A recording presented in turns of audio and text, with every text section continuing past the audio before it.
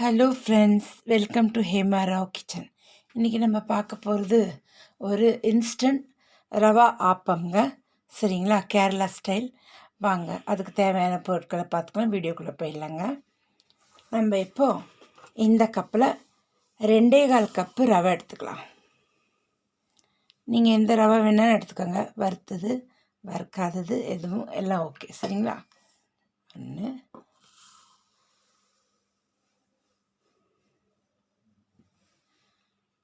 2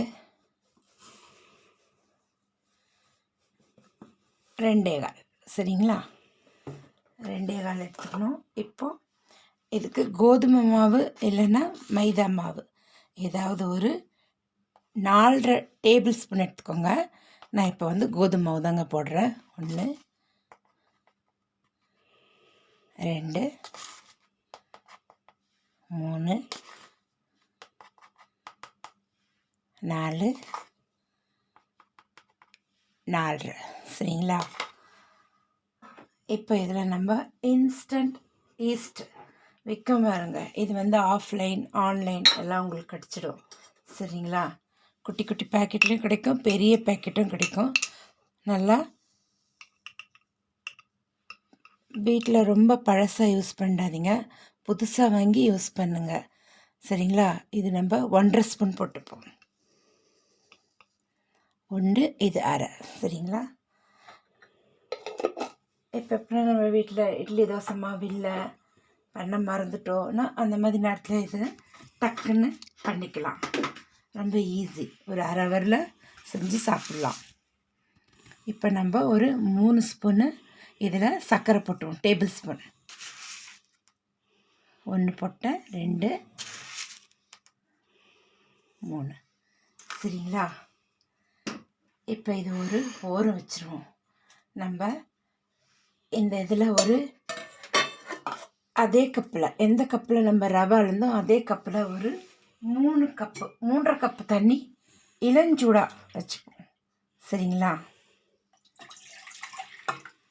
1 2 3, இன்னும் ஒரு 1/2 இப்போ நம்ம ஊற்றிக்கலாம் அதில். சரிங்களா, 3.5 கப்பு தண்ணி நம்ம சுட வச்சுப்போம். இளம் சூடு தாங்க, ரொம்ப கொதிக்க வைக்க தேவையில்லை நம்ம. சரிங்களா, இது சூடாகட்டும், பார்க்கலாம். இது இப்போது விரல் சூட்டில் தாங்க இருக்கணும், இளம் சூடாகிடுது. இப்போ நம்ம ஸ்டவ்வை ஸ்லோ பண்ணிப்போம். ஏன்னா இன்னும் ஒரு 1/2 கப்பு தண்ணி ஊற்றி நம்ம சுட வைக்கணும். இப்போ அதனால் இது 3 கப்பு தான் ஊற்றிருக்கோம். இப்போ நம்ம இதை இதில் ஊற்றிடலாம். மாவில்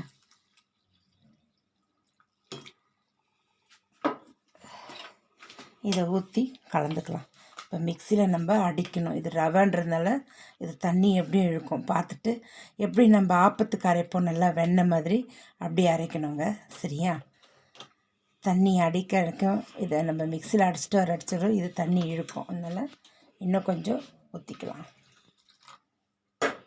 இந்த மாதிரி இளஞ்சூடு ஊற்றினா தான் நம்மளுக்கு அந்த ஈஸ்டெல்லாம் ஆக்டிவ் ஆகும். சரிங்களா, அதனால தாங்க ரொம்ப கொதிக்க வச்சு ஊற்றிடாதீங்க, அப்புறம் ஈஸ்ட் சொல்லுவாங்க செத்துடும் அதுன்னுவாங்க. சரிங்களா, அதனால் இளஞ்சூடாக ஊற்றிக்கோங்க. அதோட பவர்லாம் போயிடும் ரொம்ப சூடாக ஊற்றுனீங்கன்னா, அதனால தாங்க. சரிங்களா, இப்போ நான் இதை மிக்சியை ஒரு ஓட்டிட்டு வந்துடுறேன். அப்புறம் இன்னும் தண்ணி எவ்வளோ இருக்குதுன்னு பார்க்கலாம். அதுக்கப்புறம் இதுலேயும் நம்ம இன்னும் 1/2 கப் எடுத்து வச்சுருக்கேன், அதை ஊற்றி வச்சிடலாம். ஸ்லோ ஃபயரில் சூடாகிக்கிட்டு இருக்கட்டும். இது எல்லாம் சூடாகிடுது, இது ஆஃப் பண்ணிடலாங்க. இப்போ இதுவும் நான் அரைச்சிட்டு வந்துட்டேன். இன்னும் இது வெண்ணெய் மாதிரி ஆகணும், இன்னும் ஒரு வாட்டி நம்ம அரைச்சிக்கலாம். சரிங்களா,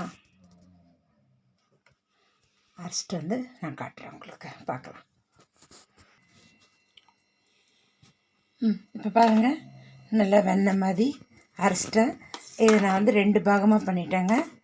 சரிங்களா, இன்னும் கூட நம்ம தண்ணி சேர்க்கணும், இன்னும் ஒரு பாகம் இருக்குது, அதை அரைச்சிட்டு அதுக்கப்புறம் நான் காட்டுறேன். பாருங்கள், சூப்பராக அரைஞ்சிடுது. ஆப்பத்துக்கு எப்படி அருமை அதே மாதிரி வெண்ணெய் மாதிரி அரைச்சிட்டேன். சரிங்களா, இப்போ தண்ணி பார்த்து நம்ம கலைக்கலாம். இளஞ்சூட்டில் தாங்க பண்ணோம், நான் திருப்பி பண்ணுறேன். ரொம்ப சூடாக ஊற்றிடாதீங்க. மிக்சியில் ரொம்ப சூடாக ஊற்றினாலும் எல்லாம் வெளியே வந்துடும். சரிங்களா? இளம் சூட்டில் ஊற்றி இந்த மாதிரி நல்லா பதமாக அரைச்சி எடுத்துக்கோங்க. இப்போ நான் மிக்ஸ் பண்ணி காட்டுறேன். இப்போ இந்த இருக்கிற தண்ணியை நம்ம அதிலே இந்த மிக்ஸி ஜாரை கழுவி அந்த மாவுலேயே ஊற்றிடலாங்க. சரிங்களா? ஏன்னா 3.5 கப்பு தண்ணி எடுத்தோம். 3.5 கப்பு தண்ணி இதுக்கு சரியாக இருக்குங்க. சரிங்களா? இப்போ இந்த தண்ணியை இதிலே ஊற்றிடலாம்.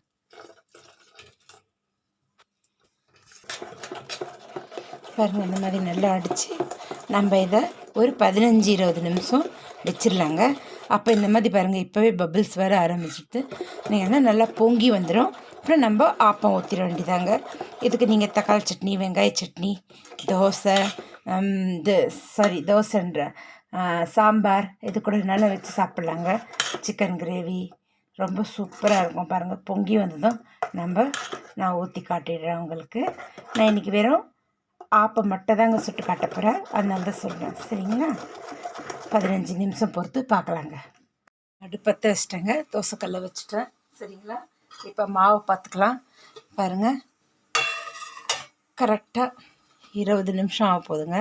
பாருங்கள், மாவு எப்படி பொங்கி வந்திருக்கு, உங்களுக்கு பார்க்கும்போது தெரியும். பார்த்தீங்களா? அவ்வளோதாங்க. இளஞ்சூடு வச்சிங்கன்னா இந்த மாதிரி சூப்பராக வந்துடும். இம்மிடியேட்டாக நம்ம ஒரு அரை ஹவரில் இதை ரெடி பண்ணி ஆப்பம் சுட்டுக்கலாங்க. நீங்கள் இதுக்கு தேங்காய் பால் கூட நல்லா இருக்குங்க. தேங்காய் பால், ஸ்டூ, குருமா ஏதாவது வச்சு சாப்பிடுங்க. இது கேரளா ஸ்டைல். சரிங்களா? இப்போ இது சூடாகட்டும், நம்ம இதை ஊற்றிடலாம். இது ஒரு பக்கம் தானே வேகுங்க, ஆப்பம் மாதிரி தான் இது. நீங்கள் ஆப்பக்கடாயை வச்சு கூட சுடலாம். சரிங்களா? நான் இன்றைக்கி தோசைக்கல்லே வச்சுட்டேன். சரிங்களா? இது லைட்டாக எண்ணெய் அப்ளை பண்ணிவிட்டு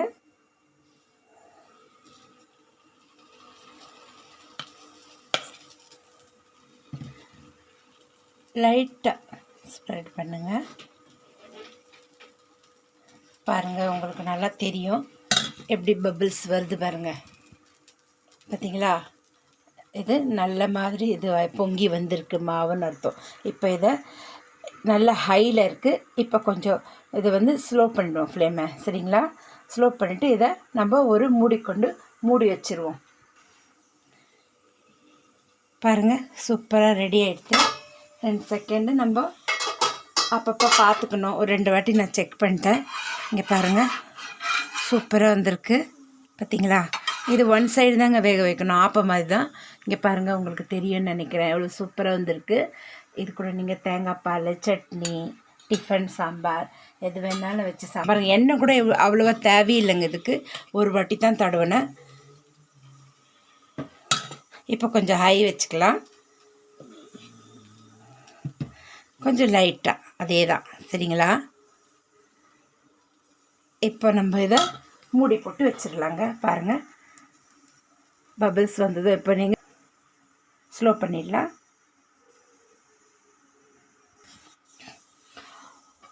பாருங்கள், ரெடி ஆகிடுது. இப்போ மீதி நான் உங்களுக்கு சுட்டுட்டு காட்டுறேங்க. பாருங்கள், திருப்பியும் காட்டுறேன். இங்கே பாருங்கள், சூப்பராக வந்திருக்கு. பாருங்கள், நீங்கள் நெய், எண்ணெய் விடணுன்னா விடலாம். ஆனால் நான் ஒரே ஒரு வாட்டி சும்மா ஜஸ்ட்டு தடவுனேங்க, அவ்வளோதான். பாருங்கள், சூப்பராக வந்திருக்கு. நீங்கள் இது ஆப்பக்கடையில் வச்சு சுட்டிங்கன்னா கூட சூப்பராக வருங்க. இப்போ நான் எல்லாத்தையும் சுட்டுட்டு உங்களுக்கு காட்டுறேன். சரிங்களா? பிளேட்டி காட்டுறேங்க உங்களுக்கு. பாருங்கள், நம்ம சுட்ட தோசை ஆப்பம். இது கேரளா ஸ்டைல் ஆப்பங்க. எப்படி சூப்பராக வந்திருக்கு பாருங்கள். நான் சொன்ன மெஷர்மெண்ட்லாம் நீங்கள் கரெக்டாக ஃபாலோ பண்ணுங்கள். சரிங்களா? ஸ்கிப் பண்ணாமல் பாருங்கள் தயவுசெய்து, அப்போ தான் உங்களுக்கு எல்லாம் புரியும். நான் சொன்ன மாதிரி இளஞ்சூட்டில் போடணும். 2.25 கப்பு நம்ம இது போட்டிருக்கோம் ரவை, ஒரு 4 டீஸ்பூன் கோதுமை மாவு. கோதுமை மாவுலன்னா நீங்கள் மைதா மாவு கூட போட்டுக்கலாம், இன்னும் நல்லாவே இருக்கும் சூப்பராக.